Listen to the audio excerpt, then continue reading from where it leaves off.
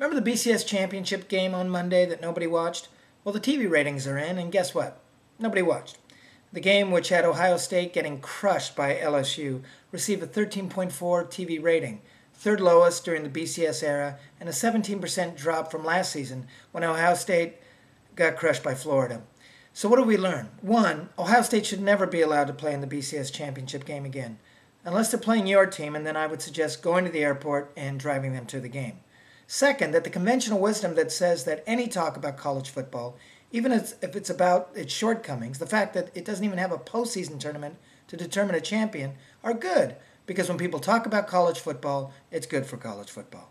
Well, by that logic, bad reviews about a restaurant would be good for a restaurant. Keep that restaurant full, when in fact we know the opposite is true. Except when it comes to the Olive Garden. I don't know what the hell's going on there. What is this?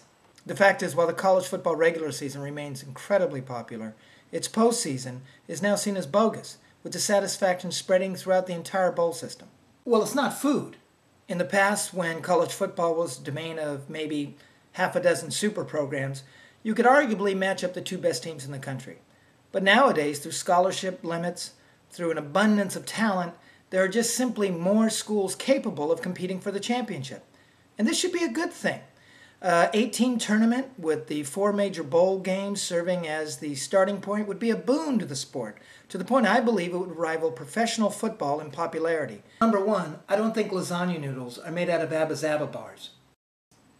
The fact is that this college football season, which saw more balance than any other season, LSU became the first 2-loss team to ever win the BCS championship, was not a fluke.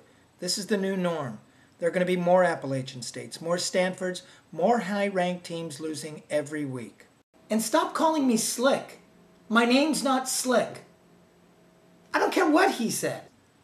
Those who argue that a playoff system would somehow cheapen the college football regular season are missing out on the exclusivity of an 8-team tournament.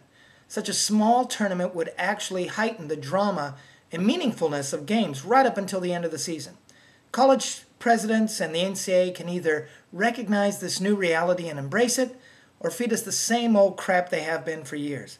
But the TV numbers should tell them that we're not swallowing it anymore.